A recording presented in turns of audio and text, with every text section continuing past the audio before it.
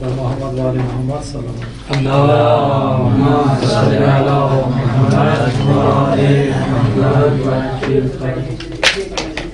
اعوذ باللہ من الشیطان الرجیم بسم اللہ الرحمن الرحیم وبہ نستعین وہو خیر المعین. آپ سب کا شکر گزار ہیں کہ دفتر میں جو عملی طور پر عشر محرم کے حوالے سے آپ لوگ تعاون فرما رہے ہیں اس حوالے سے بھی، اور ساتھ مجلے کے جو حوالے سے علمی کاوش ہے، یعنی عملی اور علمی دونوں حوالے سے دفتر کے ساتھ اور اس پلیٹ فارم کے ساتھ آپ کا تعاون جاری ہے. اللہ تعالیٰ آپ کی زحمات دونوں طرح سے قبول فرمائے. اس نشست کے رکھنے کا مقصد یہی تھا کہ جو ایک علمی کام مجلے کے حوالے سے ہم کر رہے ہیں اور اس میں آپ ہم زحمت کر رہے ہیں، تو ایک اس کو اچھے طرح سے اور ایک منظم انداز سے آگے بڑھایا جائے. اور ظاہر ہے کہ مجلے کی جو ہے دو صورتیں ہو سکتی تھی کہ ہم پہلے ان افراد کو جو اہل قلم ہیں، پہلے ہی مقالے اور کتابیں لکھتے رہتے ہیں، ان کو دعوت دیں کہ وہ مقالات لکھ کر دیں، تو اس سے ایک مقصد تو پورا ہو سکتا تھا کہ ہمارا مجلہ جو ہے چھپ جاتا اور پڑھنے والے قارئین حضرات تک پہنچ جاتا. لیکن افراد کی تربیت اور نئے اہل قلم افراد کو تیار کرنا آئندہ کے لیے وہ ایک ہدف جو ہے وہ پورا نہ ہوتا. بہرحال ایک مجلے کے حوالے سے جو ہے ایک بہترین زمینہ فراہم ہوا ہے، پلیٹ فارم آمادہ ہوا ہے کہ جو افراد پہلے سے اہل قلم ہیں اور قلمی کاوش اور کوششیں کرتے رہتے ہیں، وہ بھی اپنے مقالہ جات کو جو ہے مجلے میں چھاپنے کے لیے دیں. لیکن فقط ہدف ہمارا ایسے افراد کے مقالے شائع کرنا نہیں ہے کہ جو پہلے سے صاحب نام ہیں، بلکہ دوسرا ہدف اور مقصد یہ ہے کہ مجلے کے بہانے سے اور ایک اس عنوان سے افراد کو تیار کیا جائے اور ان کے اندر جو اللہ تعالیٰ نے صلاحیتیں رکھی ہیں وہ اچھے طریقے سے ان کو اجاگر کریں، اور ساتھ ساتھ جو بزرگ دوست پہلے سے کاوشیں کر رہے ہیں، لکھتے رہے ہیں، ان کا بھی گاہے بگاہے کسی نہ کسی انداز سے جو ہے تجربے سے فائدہ اٹھائیں. ان کو دعوت دیں کہ وہ جو نگارش مقالے کے حوالے سے، ترجمہ مقالے کے حوالے سے جو اصول اور ضوابط اور معیار ہو سکتا ہے وہ بیان فرمائیں. تو میں اپنی ناقص جو میری ابھی تک کی تجربہ اور کاوش اور کوشش ہے، جو کچھ حاصل ہوا ہے وہ آپ کی خدمت میں پیش کر رہا ہوں. تو دو الگ الگ چیزیں ہیں، ایک ہے تحقیق اور ایک ہے ترجمہ. اور اس کو ہم نہیں کہہ سکتے کہ ترجمہ تحقیق کی نسبت آسان ہے یا ترجمہ بہت آسان کام ہے. بس اس حد تک ہم کہہ سکتے ہیں کہ تحقیق کے لیے ہمارے پاس ایک وسیع میدان ہوتا ہے، چاہے وہ ہم مجازی دنیا میں جا کر انٹرنیٹ کے ذریعے سے کھنگالیں اس دنیا کو اور وہاں سے اپنی معلومات کو اکٹھا کریں اور تالیف کی شکل میں ہم پیش کریں، اور چاہے ہم جو ہے کتاب خانوں میں اور جو سافٹ ویئر ہیں اس میں اس کے ذریعے سے سرچ کریں اور ڈھونڈیں اور تلاش کریں. بہرحال تعلیم ایک سخت کام بھی ہے، لیکن اس لحاظ سے کہ اس میں جو ہے اس کو اپنا قلم جو ہے استعمال کرنے کی آزادی ہوتی ہے. وہ ایک مطلب کو اپنے فہم اور اپنی سوچ کے مطابق 1 سے 2 لائنوں میں اور 2 لائنوں سے 6 لائنوں میں بھی بیان کر سکتا ہے. اس کا جو ہے ہاتھ کسی نے روکا نہیں ہوتا تعلیم میں. وہ اپنے معافی ضمیر کو مختصر بھی بیان کر سکتا ہے اور مشروحاً تفصیل کے ساتھ بھی بیان کر سکتا ہے. وہ اس پر ڈیپینڈ کرتا ہے کہ وہ اس نے جو اپنے پڑھنے والے اور قارئین کو مد نظر رکھا ہے کس سطح کے ہیں.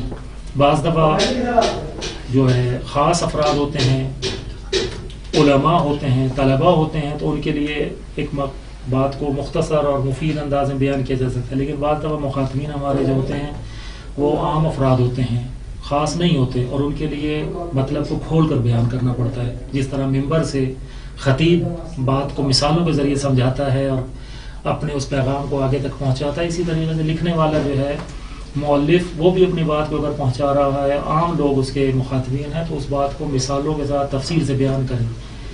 یہ یعنی تالیف کا میدان ہے. تالیف کے میدان کی اپنی تقاضے ہیں. ہمارا جو اس وقت ہے وہ ہے ترجمے کا میدان، تو لہٰذا ہم ترجمے کو بھی آسان نہ سمجھیں. ترجمے میں ہمارا ہاتھ بندھا ہوتا ہے. ایک ہاتھ لحاظ سے ہمارے لیے آسان ہوتا ہے کہ ہمارے پاس ایک جو ہے متن موجود ہوتا ہے، ہمیں انٹرنیٹ سے سرچ نہیں کرنی پڑتی، ہمیں کتاب خانوں میں نہیں جانا پڑتا. لیکن اس کے باوجود اس کی اپنی ایک روش اور اپنا ایک اسلوب ہے ترجمے کا.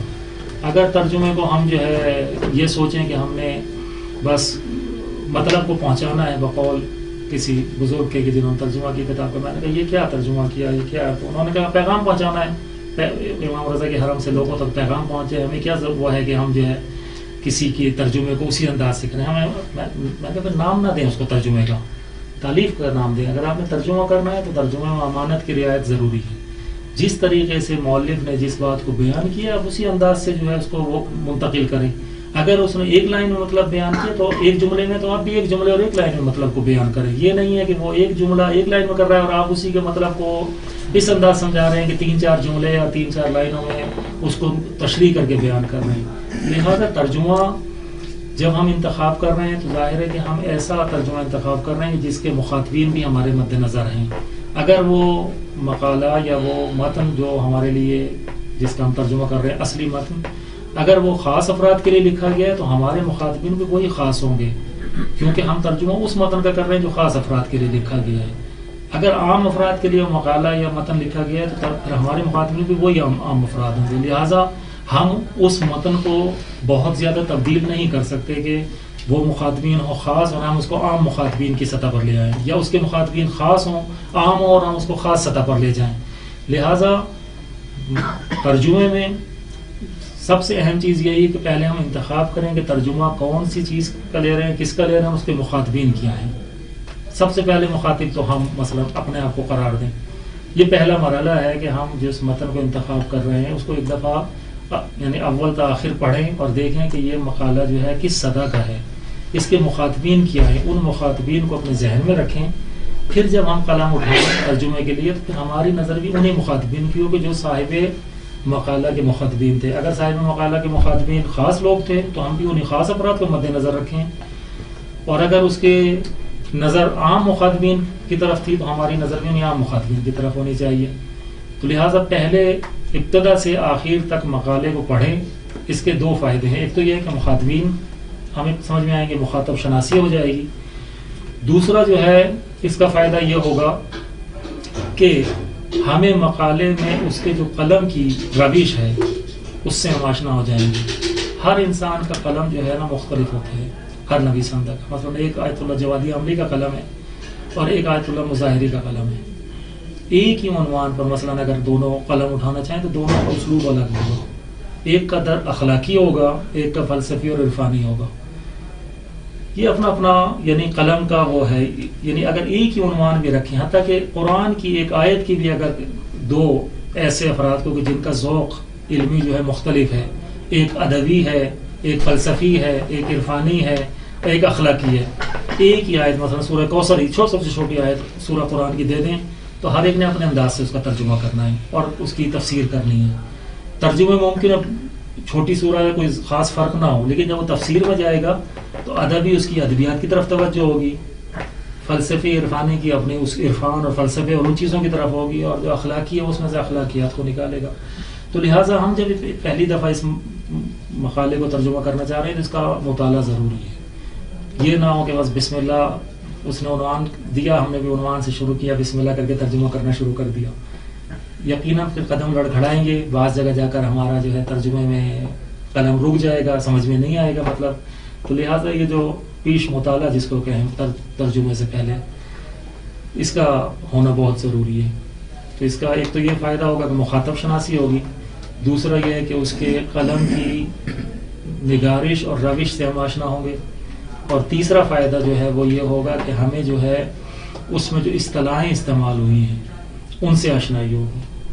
اسی مطالعے کے درمیان اگر ممکن ہو سکے، یہ مقالے کی روش بتا رہا ہوں، کتاب میں بھی یہی ہوتا ہے کہ کتاب فصلوں پر، بخشوں پر، چیپٹر پر، ابواب پر مشتمل ہوتی ہے. اگر ہم کسی کتاب کا ترجمہ کرنا چاہ رہے ہیں، اگر بہت چھوٹی کتاب ہے تو پوری کا مطالعہ کر لیں، اگر تھوڑی سی ضخیم ہے، بڑی کتاب ہے تو پھر اس کو تقسیم کریں جس طرح سے اس نے تقسیم کیا ہے فصلوں میں، ابواب میں، بخشوں میں. ہم بھی ہر چیپٹر یا ہر بخش یا ہر فصل کا پہلے مطالعہ کریں، پھر اس کے ترجمہ کریں، پھر اگلی بخش شروع کریں. یہ نہ ہو کہ پہلے یا پوری کو پڑھ لیں تو ابتدا سے بھول جائیں گے کیا تھا، یا اصلاً نہ پڑھیں. تو بہرحال ہمارے بھی کیونکہ مقالے کی وہ ہے تو لہٰذا مقالے کو پڑھیں تو اسی ایک دفعہ میں اگر ممکن ہے تو علامت گزاری کریں ان اصطلاحوں کی جو ہمارے لیے جدید ہیں. کوشش کریں کہ جب ہم اپنے آپ کو مخاطب قرار دے رہے ہیں تو پڑھیں ہم فارسی کو یا عربی کو جس سے ترجمہ کر رہے ہیں، لیکن ہمارے ذہن میں مبدل سازی جو ہے، الفاظ کا جو تبدیل کرنا ہے دوسری زبان میں. دو زبانیں ہیں، ایک زبان مبدا ہے، ایک زبان مقصد ہے. ایک زبان اصلی ہے، ایک زبان فرعی ہے جس میں ہم ترجمہ کر رہے ہیں. زبان اصلی وہ ہے جس میں تولید ہوا ہے متن، زبان فرعی وہ ہے کہ جس میں وہ تبدیل کر رہے ہیں. وہ محدود نہیں ہے، ممکن ہے فارسی میں تولید ہو اور 10 زبانوں میں ترجمہ ہو، تو وہ اصل وہ ہے فارسی، باقی فروعات ہیں اس کی. مبدا وہ ہے، باقی مقصد وہ ہیں جو ہم نے قرار دیا ہے. مبدا ہمارے لیے اس ترجمے کا یہ فارسی متن ہے، مقصد وہ ہے کہ جس میں ہم اس کو منتقل کرنا چاہ رہے ہیں. لہٰذا میں آگے جب مبدا اور مقصد اگر استعمال کروں تو توجہ رہے کہ مبدا سے مراد زبان اصلی ہے جس میں وہ مقالہ تالیف ہوا ہے، لکھا گیا ہے، اور زبان مقصد سے مراد وہ زبان ہے کہ جس میں ہم مقالے کو ترجمہ کر رہے ہیں. تو یہ جو زبان مبدا اور مقصد ہے، اس پر جو ہے مترجم کا تسلط کامل ہونا چاہیے. میں نہیں کہوں تسلط نسبی سے کچھ حاصل نہیں ہوگا. بعض اگر ہم کہیں کہ بولنا ملاک ہے تو وہ تو ہمارا 4-5 سال کا بچہ بھی روانی سے ہماری اردو بولتا ہے. آیا وہ مترجم ہے، اس کو ہم اگر فارسی کا وہ کہیں، ممکن ہے فارسی کو بھی اچھی سمجھتا ہو، گھر میں اردو بولتا ہو، لیکن وہ مترجم نہیں ہے. ترجمہ ایک مہارت ہے جو کسب کی جانی ہے، وہ کسب اس نے نہیں کی، لہٰذا اس کو مترجم نہیں کہہ سکتے، باوجود یہ کہ اردو سے روانی سے بولتا ہے. یہی ہمارے یہاں اداروں کی ایک غلطی ہے کہ وہ ہر اردو بولنے والے کو سمجھتے ہیں کہ اردو ترجمہ بھی کر لے گا. اس لیے بہت سارے ترجمے جو ہے وہ اشتباہ کا شکار ہیں، بہت سارے ترجمے جو ہے لغزشیں ہوئی ہیں. حرم میں حتیٰ کہ چھوٹی عبارت ایک حدیث کا ترجمہ بھی ہے تو آپ کو جو ہے وہ اشتباہ ملے گا. یا بعض فارسی ہی ترجمہ کر دیا، کفشداری اگر لکھا ہے تو انہوں نے کفشداری ہی کر دیا ہے یا جوتے رکھنے کی جگہ کر دی ہے. تو اس کو دیکھیں کہ اردو میں اس کا کیا متبادل ہونا چاہیے. تو لہٰذا پہلا کام جو ہے وہ یہ ہے کہ دونوں زبانوں پر جب ترجمے کے لیے ایک دفعہ میں نے بتایا کہ پورا پڑھ لے، وہ الفاظ کے جو نئے ہیں ان کو جو ہے علامت گزاری کرے. اسی علامت گزاری کے دوران یہ دیکھے کہ اس نے کون سی اصطلاحیں استعمال کی ہیں. بعض مقالے ایسے ہوتے ہیں جو تخصصی ہوتے ہیں، ایک خاص علم سے مربوط ہوتے ہیں. جس طرح مثلا ہمارا ماہ مبارک رمضان کا جو شمارہ 2 تھا وہ تخصصی تھا، معیشت اور اسلامی بینکاری. ایک تخصصی رشتہ ہے، ایک تخصصی جو ہے شعبہ ہے معیشت کا اور بینکاری کا. اس کے لیے جو اصطلاحیں اس میں استعمال ہوں گی وہ بھی ظاہر ہے خاص اصطلاحیں ہیں جو اہل فن اس کو صرف جانتے ہیں. لہٰذا اگر کوئی خاص مقالہ ہے جس میں ایسی اصطلاحیں استعمال ہوں گی جو خاص فن سے تعلق رکھتی ہیں، تو ہمیں ان اصطلاحوں کی نشاندہی کر کے ان کی جو ہے جائے گزین اصطلاح جو اردو میں یا ہماری اس زبان مقصد میں ہے اس کو ہم پہلے آمادہ کریں. جب یہ اصطلاح ہماری تیار ہو جائیں گی تو پھر ہم ترجمے کے لیے قلم اٹھائیں اور پھر کوشش کریں کہ وہ طریقہ اپنائیں کہ جو مخاطب کو مد نظر رکھ کر اصل مقالے میں استعمال کیا گیا. اگر خاص ہے تو ہم بھی خاص کو مد نظر رکھ کر وہ طریقہ اپنائیں، اگر عام ہے تو عام کو مد نظر رکھ کر ہم قلم کو استعمال کریں. یہ جو پھر ہم مقالے کو ترجمہ کریں گے تو کوشش کریں کہ وہ اصطلاحیں کہ جو بار بار مقالے میں استعمال ہوئی ہیں ان کو ایک انداز سے ترجمہ کریں. ہر مقالے میں جو ہے اصطلاحیں ہوتی ہیں، ایک جگہ ہم روایت کا ترجمہ روایتوں کریں، ایک جگہ روایات کریں، ایک جگہ حدیث کا ترجمہ احادیث کریں، ایک جگہ حدیثوں کریں، ایک جگہ حدیثیں کریں. اس میں جو ہے فرق نظر آئے گا، یکسانیت نہیں رہے گی. اردو میں بعض عربی جمع جو ہیں وہ استعمال ہوتی ہے، روایت کی جمع روایات، حدیث کی جمع احادیث، آیت کی جمع آیات استعمال ہوتی ہیں. اگر ہم اس اسلوب کو استعمال کریں کہ عربی جمع کو ہم نے مد نظر رکھنا ہے جو اردو میں مستعمل ہے، تو پھر ہم جو ہے اس کو استعمال کریں. اور اگر اس کو نہیں کرنا، فاعلی یا مفعولی حالت میں روایتوں اور روایتیں، ٹھیک ہے، ہماری روایتیں اور مثلا ان کی روایتیں، یہ فاعلی صورت ہے، ٹھیک ہے. اور ایک دفعہ یعنی مفعول کی صورت ہے، ہماری یعنی ہم نے اپنی طرف نسبت دی روایتوں کو، یہ مفعول کی. ایک دفعہ ہوتا ہے روایتوں، ٹھیک ہے، ایک دفعہ ہوتا ہے روایتیں. یہ دونوں اپنی مختلف صورتوں میں جملے میں ہوتی ہے. جہاں روایتوں استعمال ہوتا ہے وہاں روایتیں صحیح نہیں ہیں، جہاں روایتیں ہوتا ہے وہاں روایتوں صحیح نہیں ہیں. حدیثوں حدیثیں، آیتوں آیتیں، یہ جمع کا اپنا جملے کی اس میں استعمال ہے. تو عرض کرنے کا مقصد یہ ہے کہ ہم پہلے سے اپنے لیے وہ یعنی بنائیں اصطلاح نامہ کہ ہم نے کون سی اصطلاحوں کو استعمال کرنا ہے. اردو کی جمع اصطلاحی استعمال کرنی ہے یا عربی کی اصطلاحی جمع استعمال کرنی ہے. پھر خصوصاً جو اردو میں ہم آیت کہتے ہیں فارسی میں آیا کہتے ہیں, تو ہم جب ترجمہ کرتے ہیں تو اسے کہہ دیتے ہیں ایک آیا میں, جبکہ اردو میں آیت کہتے ہیں, آیا نہیں کہتے. اگر ترجمہ کریں تو وہ کشیدہ تا جو ہے, گول الٹی تا نہیں آیا بلکہ آیت ہے. سورہ ٹھیک ہے, بعض اردو میں بھی سورے کہتے ہیں, لیکن اردو میں سورے کہیں جو پھر بھی صحیح ہے, لیکن سورہ کہیں ایک سورہ, بعض کہتے ہیں ایک سورے میں, بعض کہتے ہیں ایک سورہ میں, دونوں صحیح ہے. لیکن اگر کہیں ایک آیت میں تو پھر ایک آیت کو آیت ہی لکھیں, آیا نہ لکھیں. تو یہ جو ہے ترجمے کے حوالے سے جو ہے پہلا مرحلہ جو ہے, جب آپ شروع کر رہے ہیں تو مطالعہ کریں. مطالعے کے بعد جو ہے اصطلاح پہ نشاندہی کریں. ان اصطلاحوں کو دو صورتوں سے ہم جو ہے سمجھ سکتے ہیں. ایک ہے فرہنگ, لغت, ڈکشنری, اس کی طرف جائیں کہ جو اہل لغت نے مرتب کی ہے. یعنی اگر ہم نے فارسی کا متبادل اردو دیکھنا ہے تو فارسی سے اردو ڈکشنری کی طرف جانا پڑے گا. عربی کا دیکھنا ہے تو عربی سے اردو ڈکشنری میں جانا پڑے گا. اور اگر وہ لفظ جو ہے فارسی سے اردو ڈکشنری میں موجود نہیں ہے, ایسا جدید لفظ جو فارسی میں ابھی ہے, پہلے نہیں تھا, کہیں ہمیں فارسی فرہنگ میں, فارسی لغت میں وہ نہیں مل رہا, تو پھر ہم جو ہے اس کو جائیں افراد سے. مثلا ایک اصطلاح 10 مرزات, کبھی سنیے نہیں سنی, 10 مرزات. اب اس کو لغت میں ڈھونڈتے نہیں ملتا 10 مرزات کیا ہے. یہ فرہنگ کی وہ دیکھیں گے, یہ اس معاشرے میں اس کو جو ہے 10 مرزات کے لیے کس کے لیے استعمال کرتے ہیں.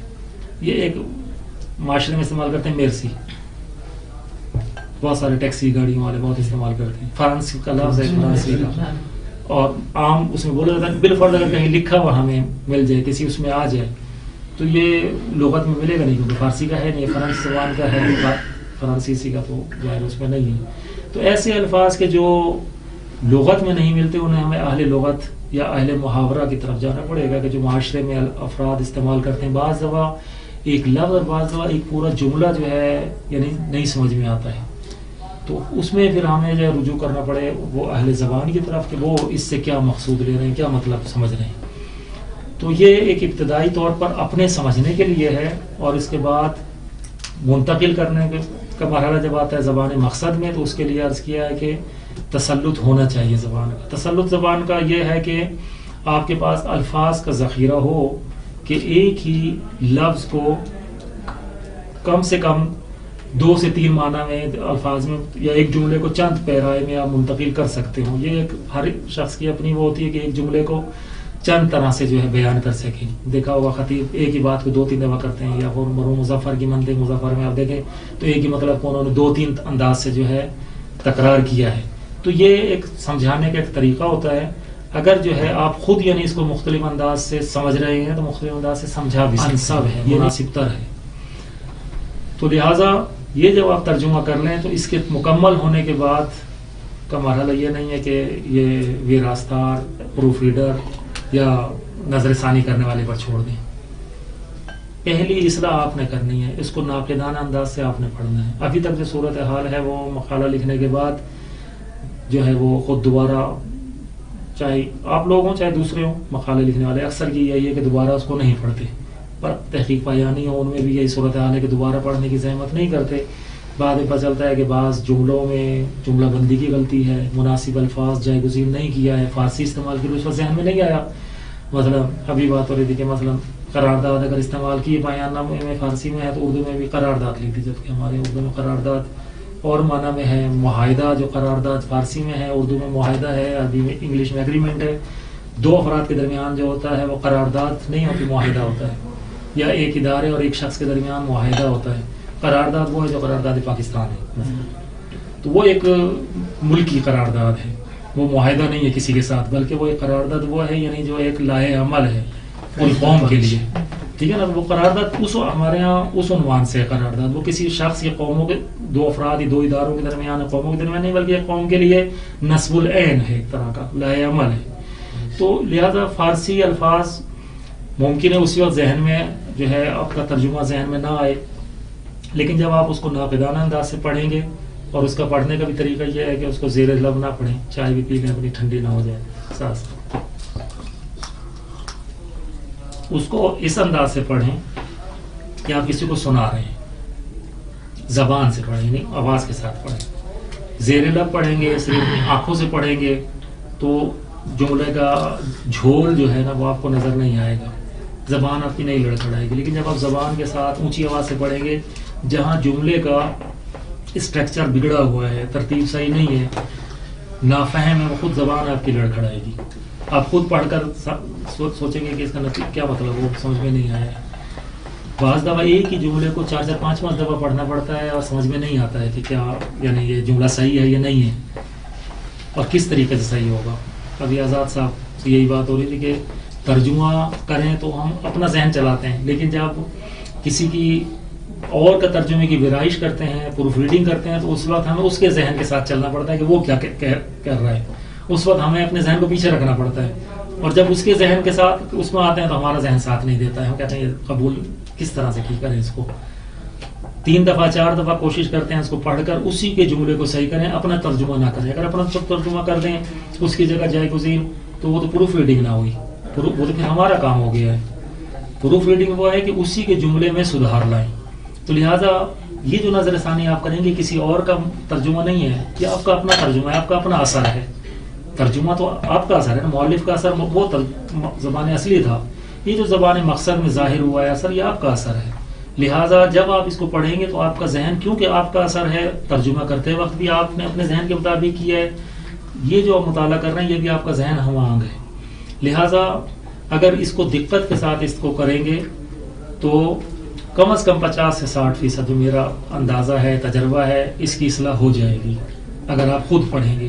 اور یہ پہلے دن ہی سے نہیں ہوگی، آہستہ آہستہ۔ ممکن ہے پہلی دفعہ آپ پڑھیں تو 20% 30% آپ کے اشتباہات اور غلطیاں دور ہوں، دوبارہ پڑھیں تو مزید 10% نکل آئیں، لیکن آہستہ آہستہ صلاحیت بڑھے گی تو نتیجہ نکلے گا کہ بعد میں ایک دفعہ ہی پڑھنے سے آپ اس کی 50-60% اصلاح کر لیں گے، اور پھر آہستہ آہستہ یہ صلاحیت بڑھے گی تو جب آپ پہلی دفعہ ہی ترجمہ کریں گے تو غلطیوں کی گنجائش بھی کم ہوتی چلی جائے گی، الفاظ کا ذخیرہ آپ کا بڑھ جائے گا، اور جتنی آپ نے مقالے ترجمہ کیے ہیں ان مقالوں کی جو اصطلاحیں تھیں وہ آپ کے ذہن میں بیٹھ چکی ہیں، ذہن میں ہیں، متبادل معنی جو ہے فارسی سے اردو کا ذہن میں ہے۔ لہٰذا یہ جو لغت کی طرف رجوع کرنا ہے ممکن ہے ابتدائی تحقیق میں، ابتدائی ترجمے میں زیادہ ہو، لیکن جتنا آپ اس کو استعمال کرتے رہیں گے، کام کرتے رہیں گے، رجوع کرنا لغت کی طرف کم سے کم ہوتا جائے گا۔ اسی طریقے سے جیسے ہم جو ہے صرف و نحو کی کتابیں پڑھتے ہیں، قواعد سیکھتے ہیں، لیکن عربی کا مطلب نہیں پتہ ہوتا، لیکن اگر ہم تھوڑی سی توجہ کریں، لغت کی طرف رجوع کریں اور آہستہ آہستہ اس تمرین کو مشق کو جاری رکھیں تو الفاظ کا ذخیرہ ہمارے ذہن میں بنتا چلا جاتا ہے، اور یہ لغت کی طرف رجوع کرنا جو ہے کم سے کم ہوتا چلا جاتا ہے، عربی ہمارے سمجھ میں آنے لگتی ہے۔ یہی ترجمے میں ہمارا ہوگا کہ شروع میں لغت کی طرف رجوع کرنا نسبتاً زیادہ ہوگا اور یہ آہستہ آہستہ کم ہوتا چلا جائے گا، اور ایک وقت آئے گا کہ شاذ و نادر کوئی اصطلاح جو ایسی ہوگی یا پھر کسی خاص علم کی ایسی ہوگی کہ جس میں آپ کو لغت کی طرف رجوع کرنا پڑے، وإلا بہت ساری چیزیں، بہت ساری اصطلاحیں آپ کے پاس ذہن میں پہلے سے ذخیرہ ہو چکی ہیں۔ تو یہ جو دوسرا مرحلہ ہے ترجمے کے بعد ویرائش کا، پروف ریڈنگ کا، اصلاح کا، یہ بھی آپ خود انجام دیں۔ اس کا مطلب یہ نہیں ہے کہ بعد میں آپ کے کوئی اور اس کی پروف ریڈنگ نہیں کرے گا، لیکن کم از کم اس پروف ریڈنگ سے اس کا بوجھ بھی کم ہوگا جو بعد میں وہ کر رہا ہے، اور آپ کی بھی صلاحیت میں بڑھے گی۔ آپ کو خود پتہ چلے گا کہ میں نے کہاں اس ترجمے میں غلطی کی ہے، کہاں جملے میں نقص ہے، کہاں متبادل الفاظ کے استعمال کرنے میں نے اشتباہ کیا ہے، میں نے یا فارسی لفظ کو لکھ دیا ہے یا ایسا لفظ لکھا ہے کہ جو اس سے زیادہ مناسب لفظ موجود تھا اور میں نے جلدی میں مناسب لفظ استعمال نہیں کیا، اس سے زیادہ مناسب لفظ بھی ہو سکتا تھا۔ تو یہ اشتباہات آپ کے دوبارہ پڑھنے سے سامنے آئیں گے۔ تو یہ 2 مرحلے حتماً ہونے چاہیے۔ البتہ دوسرا مرحلہ جو میں نے کہا وہ ایک ہی مرحلے میں نے بیان کر دیا ہے، اس کے پھر اپنے 2 مرحلے ہیں کہ ایک دفعہ ہے آپ اس کا مقایسہ کریں متن اصلی کے ساتھ، اور تیسرا ہے اس کو ناقدانہ اس سے پڑھیں۔ میں نے اس کو بیچ والے کو نہیں کیا کہ متن اصلی کے ساتھ مقایسہ کریں، میں نے کہا کہ پہلے ایک دفعہ آپ مطالعہ کر لیں تو دقت کے ساتھ ترجمہ کریں کہ کوئی چیز رہ نہ جائے۔ بعض دفعہ ہوتا ہے کہ ایک جملے کا، ایک لفظ کا معنی سمجھ میں نہیں آتا، ایک جملہ سمجھ میں نہیں آتا، بعض دفعہ آیت لکھنے کا ترجمہ بعد میں کسی ترجمہ شدہ قرآن سے لکھ لیں گے، روایت لکھتے ہیں لیکن روایت کا ترجمہ مصنف نے نہیں دیا ہوتا، لیکن ہم کیونکہ اردو زبان قارئین کے لیے ایک ترجمہ کر رہے ہیں تو اس کو تو عربی کی اتنی وہ نہیں ہے کہ حتیٰ کہ ہمارے متخصص اور خاص افراد کو بھی اتنی زیادہ نہیں ہے کہ آیت کا، تو ان کے لیے ہمیں ترجمہ دینا ہے. اگر مترجم نے مؤلف نے ترجمہ دیا ہے تو ہم اصل متن میں قرار دیں. اگر اس نے آیت یا روایت سے فقط استناد کیا ہے، ترجمہ نہیں دیا، تو ہم جو ہے اس کا ترجمہ پاور قیمت ہے. تو یہ جو ہے ترجمہ آیت یا روایت کا ہونا ضروری ہے. اور اگر اسی وقت دوران ترجمہ آپ کر سکتے ہیں تو بسم اللہ، اور اگر نہیں کر سکتے تو ترجمہ مکمل ہونے کے بعد جب یہ دوبارہ اس کی یعنی آپ نظر ثانی کریں تو اس وقت جو بھی نقائص ہیں دور ہو جانے چاہیے. میں اس لیے کہہ رہا ہوں کہ ابھی جو شمارے میں گزشتہ میں مقالے آئے تھے، یہ محرم جو بھی چھپ کے آ رہا ہے یہ آ چکا ہے، اس میں مقالوں میں اس طرح تھا کہ مؤلف نے روایات کا ترجمہ نہیں دیا تھا، یا بعض جگہ مطلب کو بیان کر کے کہا تھا اسی بارے میں روایت کو ترجمہ نہیں دیا تھا. یہ بعض جگہ اصلا مطلب بھی بیان نہیں کیا تھا کہ روایت کیا کہہ رہی ہے. تو آغا موسیٰ کو میں نے کہا کہ یا روایات کو حذف کریں یا ان کا ترجمہ لے کر آئیں. خالی روایت کا ذکر کرنا اردو زبان والوں کے لیے فائدہ مند نہیں ہے. مقالے کا حجم بڑھ جائے گا روایت دے کر، لیکن اگر روایت کا ترجمہ نہ ہو تو خواہ صفحہ ہم نے جو ہے بھرے ہیں، باقی تو اور پڑھنے والے کے لیے کوئی فائدہ نہیں ہے. تو انہوں نے پھر دینا تھا لیکن وہ نہیں تھے. نتیجہ ہوا کہ پھر ان روایات کو حذف کر دیا، نکال دیا. تو ہم کوشش یہ کریں کہ جب ترجمہ کا کریں تو اسی وقت روایات کا ترجمہ کریں، یا بعد میں جب نظر ثانی کریں تو ہماری طرف سے جو ہے وہ کام مکمل ہو، ہماری طرف سے اس میں کوئی نقص نہ ہو. یعنی اگر آپ سے مقالہ لیا جائے تو آپ سے پوچھا جائے کہ آپ مطمئن ہیں کہ آپ نے اس کا حق مطلب ادا کر دیا ہے، پورے مقالے کو جو ہے اثر نو آپ نے پڑھ کر اس کی نظر ثانی کر لی ہے. آپ اگر 100% مطمئن ہیں تو پھر کسی کو دیا جائے. اگر آپ نے نہیں ابھی کچھ اس میں غلطیاں ہیں میری نظر میں، پھر کسی کو دینا فضول ہے. پہلے آپ ان غلطیوں کی خود اصلاح کریں. اکثر ابھی یہی صورتحال ہوتی ہے تحقیق پایا نہیں، برادران سے پوچھیں گے ہاں جی آپ نے اس کو جو ہے اپنی طرف سے مطمئن ہے، کہتا نہیں مطمئن نہیں ہے، ابھی تو اس میں بہت ساری غلطیاں ہیں، ٹائپنگ کے بعد میں نے دیکھا ہی نہیں ہے. اور باقی بھی ٹائپنگ کے بعد کیونکہ وہ جلدی میں جو پروفیشنل ٹائپ کرتے ہیں، باوجود ہی کہ روش مند کرتے ہیں، سب کچھ کرتے ہیں، لیکن جلدی ہوتی ہے، جلدی میں غلطیاں ہوتی ہیں. شفٹ کے ساتھ ایک بٹن دبنا چاہیے، بغیر شفٹ کے دبا دیتے ہیں، بغیر شفٹ کے دبنا چاہیے، شفٹ کے ساتھ دب جاتا ہے. نتیجہ نکلتا ہے کہ ہے کی جگہ خے اور خے کی جگہ ہے، اور اس طرح ہوتا ہے. جیم کی جگہ زواد اور زواد کی جگہ جیم. تو فاجر کو مثلا کچھ اور لکھا ہوتا ہے، زواد کے ساتھ لکھا ہوتا ہے. اس طرح سارے اوپر ہوتے ہیں.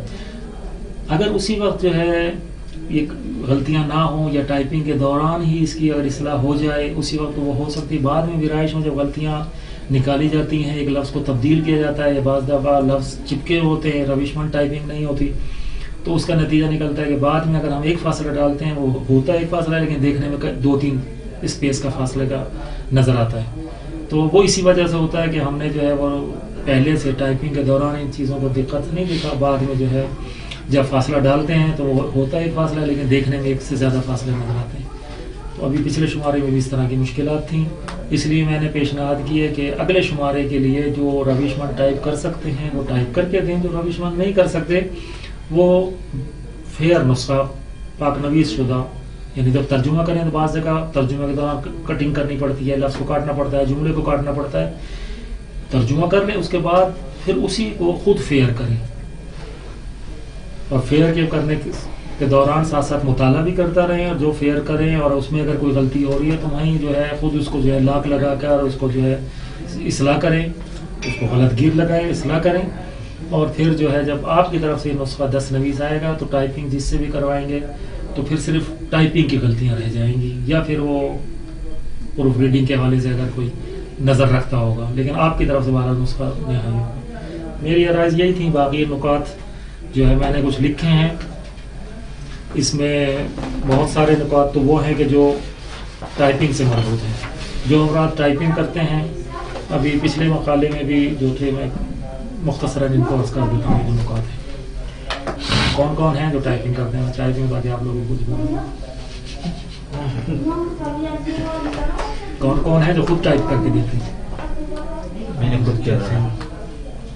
اس میں شرمانے کی وہ نہیں ہے، میں نے خود کیا تھا. اچھی ایک صلاحیت ہے، اگر ہے تو وہ ہے تو اس کو بہتر بنانے کے لیے نکات بیان کر رہا ہوں. جو افراد ٹائپ کر لیتے ہیں، ایک مہارت ہے، ایک ہنر ہے، ان کو آتا ہے، تو اس کو بہتر بنانے کی ضرورت ہے. یہ نہیں کہ وہ کہے کہ جی اگر کوئی اور ٹائپ کر رہا ہے تو میں بس اس پہ واگزار کرتا ہوں. یہاں یہ نکات بیان کرنے کا مقصد یہی ہے کہ وہ جو ٹائپنگ کر سکتے ہیں جانتے ہیں اور سرعت ہے ان کی. ایک دفعہ ایک انگلی سے کر رہے ہیں اٹک ٹکی کر رہے ہیں تو وقت ضائع اپنا بھی کر رہے ہیں اور ممکن ہے وہ ہدف مقصد ہی پورا نہ ہو جو ہمارا مقالے سے ہے. ایک دفعہ کہ نہیں وہ ٹائپنگ روانی سے کرتا ہے, صرف یہ ہے کہ مزید اصلاح کی گنجائش ہے. کچھ نکات ہیں جو جن کی طرف توجہ ضروری ہے.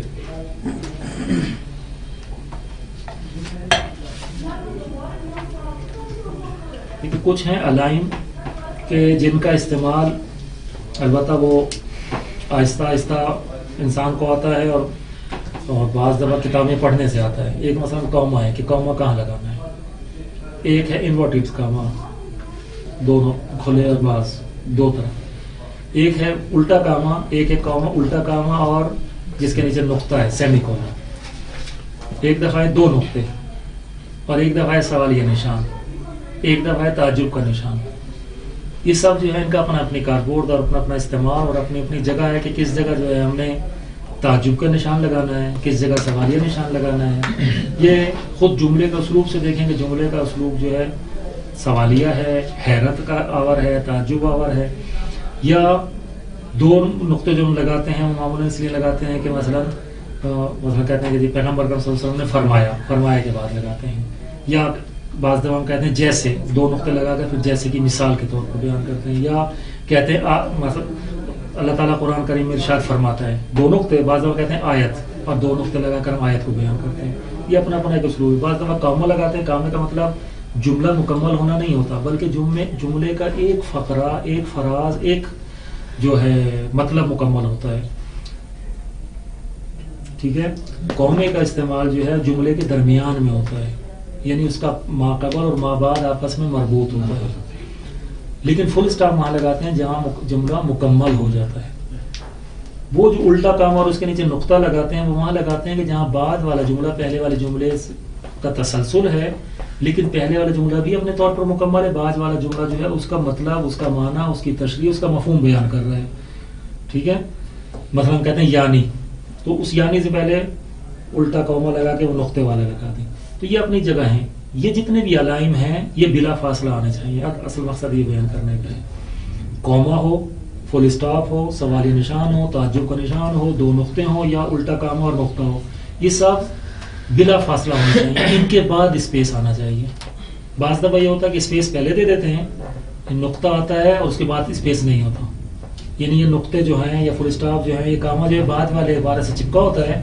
جب وہ ہماری لائن کے آخر میں جاتا ہے, کیونکہ بعد والے لفظ سے چپکا ہوتا ہے, وہ اگلی لائن کے نیچے آ جاتا ہے اور اگلی والی لائن اس فل اسٹاپ سے یا کاما سے یا دو نقطوں سے یا سوالی نشان سے شروع ہو رہی ہوتی ہے. اور یہ کہتا ہے یہ سوالیہ ابتدائی لائن میں تو نہیں ہوتا ہے, اصل وہ ہوتا ہے اوپر, لیکن وہاں کیونکہ فاصلہ دے دیا ہوتا ہے اور بعد میں فاصلہ نہیں دیا ہوتا تو بعد والے سے چپک جاتا ہے. لہٰذا ہمیشہ ان سے پہلے فاصلہ دیں, ان کے بعد فاصلہ دیں, ان سے پہلے فاصلہ نہ دیں. یعنی جہاں کہیں کہ پیغمبر صلی اللہ علیہ وسلم فرماتے ہیں فوراً دو نقطے پہلا فاصلہ, اس کے بعد جو ہے فاصلہ ہے. کوما اگر ایک جو ہے جملے کا ایک حصہ مکمل ہوا ہے, مثلا ہم کہتے ہیں آیات, روایات, اب اس کے آیات کے بعد کوما آنا چاہیے. ٹھیک ہے. آیات, روایات اور تاریخ, اب اور تو الگ ہے, لیکن آیات اور روایات کے درمیان اگر کوما لائیں گے تو کوما جو ہے آیات کے ساتھ ملا ہو, روایات سے اس کا فاصلہ ہو. ٹھیک ہے. تو یہ جو وہ ہے علائم, یہ بلا فاصلہ آنی چاہیے اور ان کے بعد فاصلہ ہو.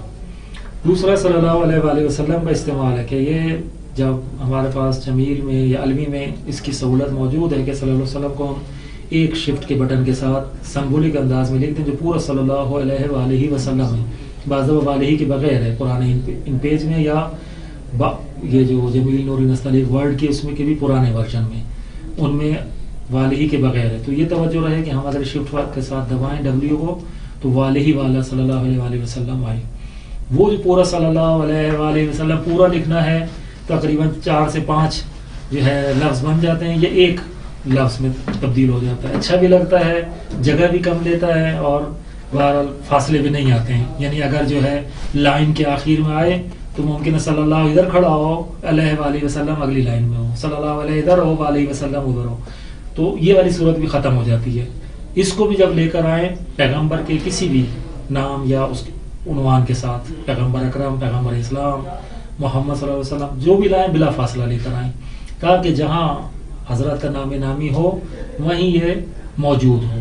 اگر لائن کے آخر میں آ رہا ہے تو پیغمبر اور اکرم کے درمیان فاصلہ دے دیں تاکہ اکرم آخری لائن میں اگلی لائن میں چلا جائے اور اکرم کے ساتھ صلی اللہ علیہ وسلم چپکا ہوا ہو.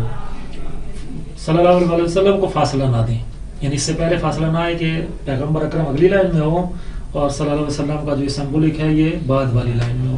جس کو بلا فاصلہ لے کر آئیں.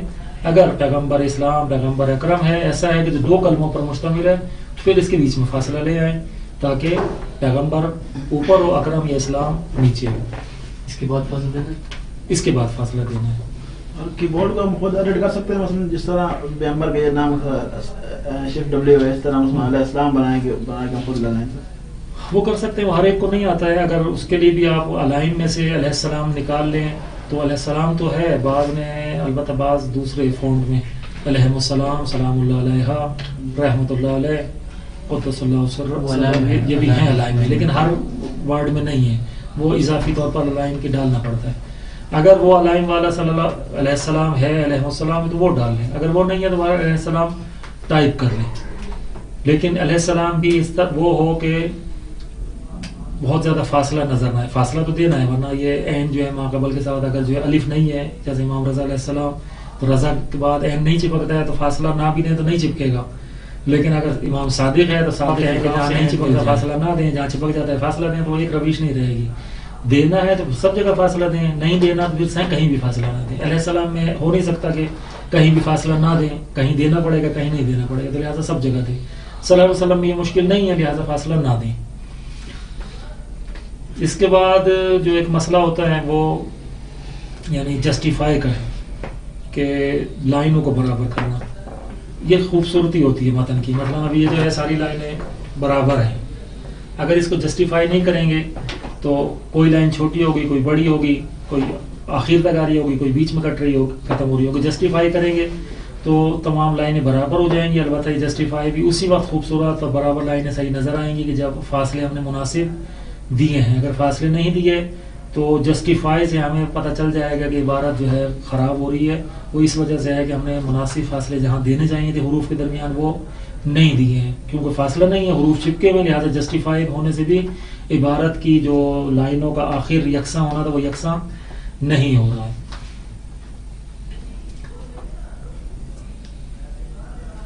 بعض دفعہ جو ہے فاصلہ جو ہے مناسب نظر نہیں آ رہا ہوتا تو ٹائپنگ کے دوران وہ 2 اسپیس اور 3 اسپیس دے دیتے ہیں. وہ سمجھتے ہیں شاید 2 اسپیس 3 اسپیس دینا جو ہے وہ خوبصورت ہو جائے گا، فاصلہ ہو جائے گا. اگر ایسا مطلب ہے کہ جو آگے بڑھا کر دینا تو وہ ٹیپ کے ساتھ دیں، اور اگر آگے بڑھا کے دینے والا نہیں ہے تو پھر ایک فاصلہ جو اسٹینڈرڈ ہے وہی دیں.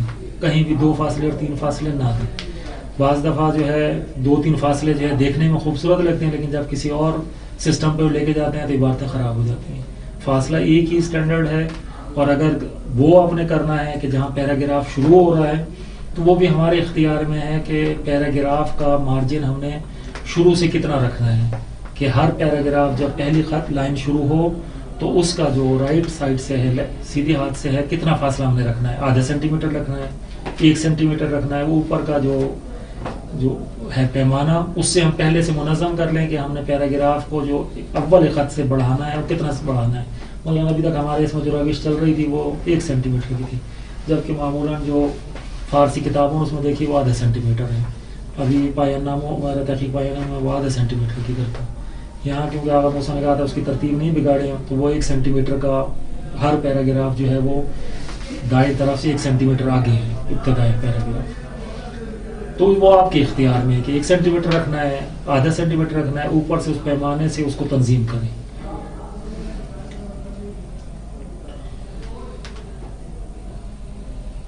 کوئی سوال ہے تو کر لیں تاکہ پھر اگر آگے اور مطلب ہے کوئی نہیں. جی. بعض دفعہ عربی عبارت کو ہم کہیں سے لے کر آتے ہیں، بالخصوص قرآن کو. کوشش کریں کہ جب قرآن کی آیت کو عربی متن کو ہم ذکر کریں تو خود ٹائپ نہ کریں. خود ٹائپ کریں گے تو غلطی کا بھی اندیشہ ہے اور زحمت بھی زیادہ ہے کہ بغیر اعراب کے قرآن ہے غلط پڑھنے کا اندیشہ ہے. اور دوسرا ہے کہ اعراب لگائیں تو وقت بہت صرف ہوتا ہے. تو لہٰذا اگر قرآن ہمارے پاس یا کسی سافٹ ویئر کی شکل میں موجود ہے، سافٹ ویئر کی شکل میں موجود ہے تو نیٹ سے سرچ کریں. نیٹ میں بہت ساری سائٹیں ہیں جس میں قرآن موجود ہے، تو وہاں سے کاپی پیسٹ کریں. خود ورڈ کا بھی قرآن ہے اپنا، خود ورڈ کا بھی ہے، لیکن ورڈ والا قرآن وہ ہر جگہ سپورٹ نہیں کرتا، کیونکہ اس میں کا وہ خاص فونٹ ہے. جب اس کو آپ کسی اور سسٹم پہ لے کے جائیں گے، اگر وہ ورڈ والا قرآن نصب نہیں ہوگا تو چینی زبان کوئی زبان بن جائے گی اس کی. یا تو جہاں بھی آپ لے کر جائیں ورڈ کا قرآن، اس سسٹم پر وہ ورڈ کا قرآن نصب ہو. اگر ورڈ کا قرآن نصب نہیں ہے تو وہ پھر زبان تبدیل ہو جاتی ہے. تو بہتر ہے کہ ہم نے تو ابھی جو اس میں کیا بھی ہے تو وہ ٹریڈ عربک بولڈ میں کیا ہے قرآن. لہٰذا ورڈ والے تو قرآن اگر لے کے آئیں گے اس کا فونٹ تبدیل نہیں ہوگا.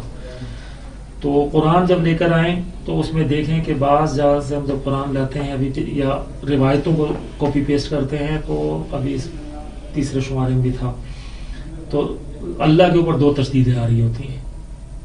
یہ اس فونٹ میں ایک ہی تشدید تھی جس سے ہم نے وہ کیا، لیکن جب ہم نے لے کر فونٹ تبدیل کیا تو اس میں جو ہے 2 تشدیدیں ہو رہی ہوتی ہیں. خصوصاً ایریل میں مشکل ہوتی ہے کہ ایریل میں 2 تشدیدیں نظر آ رہی ہوتی ہیں. تو یہ توجہ رہے کہ اگر ہم نے بغیر توجہ کے جو ہے اس کو وہ کر دیا ہے تو اس میں جو ہے غلطیاں زیادہ ہوں گی، 2 تشدیدیں ہو جائیں گی اللہ پر. خصوصاً آج ہی میں کسی کا ہندی کا مقالہ دیکھ رہا تھا، یہ انکانوار ولایت مجلہ ہے ہندیوں کا، مناظر صاحب کا. اس میں دیکھیں تو ممکن ہے، میں نہیں کہتا ہوں جس نے مقالہ لکھا تھا اس نے جہاں سے سافٹ ویئر سے لیا تھا اس نے صحیح آیات اور روایات کو لیا تھا اور وہ پڑھنے میں صحیح تھی، لیکن جس سافٹ ویئر سے انہوں نے اس کا پرنٹ نکالا، سسٹم سے پرنٹ نکالا ہے اور فائنل مجلہ تیار کیا، اس میں وہ فورٹ سپورٹ نہیں کر رہا تھا. لہٰذا جہاں بھی یہ تھی وہ یہ بڑی یہ میں تبدیل ہو گئی ہے. وہ ساری مثلاً اگر لکھا ہے یا نبی تو وہ یہ جو ہے یہ اور پھر الف آگے ہے، سارے فونٹ بگڑے ہوئے. تو یہ تو ہمارا فنی کام ہے، وہ ہے کہ جو مجلے کو فائنل شکل دیتے ہیں وہ دیکھیں کہ اگر ایک برادر نے خود ٹائپ کیا اور ایسے فونٹ کے ساتھ اس کو جو ہے پیش کیا ہے کہ اس کے اس فونٹ میں اس کے اس پیش کرنے میں مشکل نہیں تھی. ہم نے جو فونٹ تبدیل کیا ہے، جس سسٹم میں ہم نے اس کو جو ہے فائنل کر رہے ہیں وہ سسٹم اس کو سپورٹ کر رہا ہے یا نہیں کر رہا ہے. تو یہ ہونا ضروری ہے. اللہ کی جو تشدید کی طرف بھی توجہ رہے اور جسٹیفائی بھی. خصوصاً پھر وہی تھا کہ ٹریڈ عربک بولڈ کو استعمال کریں، ایریل کو استعمال نہ کریں. ایریل جو ہے اتنا خوبصورت فونٹ نظر نہیں آتا ہے. آیت کی جگہ آیا کا استعمال نہ کریں. اور ایک جو ہے اور وہ ہے کہ حوالے کا جو ہے 2 جگہیں ہیں. ایک حوالہ ہے پاورقی کا، حوالہ جات کا، اور ایک حوالہ ہے منابع و ماخذ میں. جہاں ہم پاورقی لے کر آ رہے ہیں وہاں ضروری نہیں ہے کہ ہم پورا کا پورا اس کا ایڈریس دیں. البتہ ترجمہ کر رہے ہیں تو ترجمے میں بھی ممکن اس کی ضرورت ہے، لیکن زیادہ تعلیف اور اس میں تحقیق میں اس کی وہ ہوتی ہے. تو وہاں فقط جو ہے کتاب، مصنف کا نام، جلد، صفحہ، اور اگر حدیث کی کتاب ہے تو حدیث نمبر یا باب اس کا کون سا حدیث کا وہ کافی ہے. لیکن جب منابع ماخذ میں جائیں تو وہ مکمل حوالہ آنا چاہیے کہ اس کا ناشر کون ہے، سال ناشر کون سا ہے، مکان نشر کون سا ہے. ٹھیک ہے، یہ مکمل اس کا آنا چاہیے، مشخصات جو کتاب کے ہیں. لیکن جب اس ایڈریس میں ہم لے کر آئیں تو اس میں بھی بعض ایک ہی مقالے میں 2 روشیں نظر آتی ہے کہ کہیں وہ جلد کو پورا جلد لکھتے ہیں اور کہیں جلد کے لیے جگہ جیم استعمال کرتے ہیں. ایک روش، اگر جلد کو جلد کی طرح دینا ہے تو مکمل جلد لکھے، جلد 1، جلد 2، جلد 3. اور اگر جلد کو ہم مخفف جیم سے عنوان کر رہے ہیں تو پھر جیم 1، جیم 2، جیم 3 جو بھی جلد نمبر ہے. صفحے میں بھی اسی طریقے سے، یا اگر صفحہ پورا لفظ لکھنا ہے یا سواد لکھنا ہے تو ایک ہی رہے. یہ تو ہم کر سکتے ہیں. لیکن حدیث میں فارسی روش یہ کہ ہے دے دیتے ہیں، لیکن ہمارے یہاں اردو میں جو میں نے دیکھا ہے وہ لوگ ہے سے نہیں سمجھتے، جیم اور سواد سے سمجھ جاتے ہیں جلد اور صفحہ. اس لیے میری روش تو یہ ہے کہ میں حدیث پورا لکھتا ہوں. اگر حدیث مثلاً ہے کہ حدیث نمبر 4 تو میں پورا لکھتا ہوں حدیث 4 عدد 4، لیکن لفظ حدیث پورا لکھتا ہوں، خالی ہے سے اس کو نہیں کرتا ہوں. یہ تذکر میں بھی اس میں لکھا تھا کہ حدیث کو اگر عنوان کر رہے ہیں تو لفظ حدیث پورا لکھیں. پھر ان میں ایڈریس دینے میں بھی جو وہ روش ہے کہ قومے کے بعد فاصلہ. اگر ایک ہی حوالہ ہے تو کتاب کے بعد کا نام دینے کے بعد فاصلہ، مصنف کا نام یعنی قومہ پھر فاصلہ، مصنف کا نام دینے کے بعد قومہ اور فاصلہ، اور پھر اسی طرح جلد نمبر، قومہ پھر فاصلہ، صفحہ نمبر، قومہ فاصلہ، سارے اس طرح ہیں. جہاں 2 ایک ہی ایڈریس میں 2 منبر کا ذکر ہے، 2 حوالوں کا ذکر ہے، تو ایک حوالہ جو ہے کاموں کے ساتھ مکمل ہونے کے بعد دوسرا حوالہ جب شروع کریں تو وہ الٹا کامہ جو نقطے کے ساتھ ہے وہ دیں. اس سے پتہ چلے گا کہ پہلا حوالہ مکمل ہے، یہ بعد والا حوالہ اس کا غیر ہے، لیکن ہے اسی مطلب سے مربوط. ٹھیک ہے، جو میں نے بتایا تھا نا کہ بعد والا تشریح کے لیے آتا ہے، توسیع کے لیے آتا ہے، وہی یہاں یہ والا تھی. بعض اس میں سلیش لگا دیتے ہیں، بعض اس میں جو ہے فل اسٹاپ لگا دیتے ہیں. جو روش ہے وہ یہ ہے کہ الٹا کاما نقطے کے ساتھ.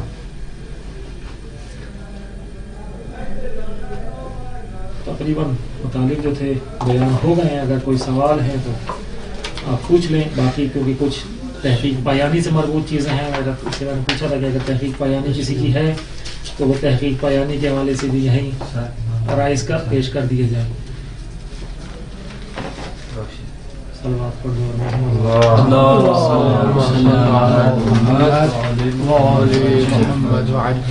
جو روش ہم نے اختیار کی ہے حوالہ دینے کے لیے منابع ماخذ میں، وہ ہے کتاب کا نام، مصنف کا نام بما خانوادگی. مثلا المیزان کی تفسیر القرآن کتاب کا نام ہے، یہ بعض اس کو تفسیر میزان کہتے ہیں. نام محمد حسین طباطبائی پورا. پھر تاریخ وفات، جو مصنف کی تاریخ وفات ہے اس کو بریکٹ میں متوفہ کر کے. پھر نوبت طبع، مثلا چاپ دوم ہے تو ہم اس کو طبع دوم، فارسی کا عنوان نہ دیں گے، بعض ہمارے اس میں چاپ دوم بھی لکھ دیتے ہیں، ہم اس کو دیں طبع دوم جو اردو میں طبع ہوتا ہے. سال طبع لکھیں، کب چھپی ہے.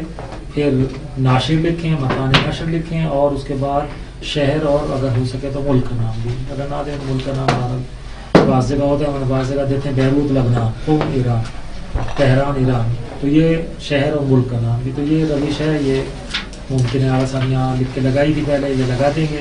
کسی کو ضرورت ہو تو آسان پرنٹ کر کے لے لیں. تو یہ ٹائپنگ کے حوالے سے بھی اور ترجمے کے حوالے سے بھی کچھ نکات ہیں، باقی بہت سارے اس سے ہٹ کر ہیں جو عرض کی ہیں آپ کی خدمت میں.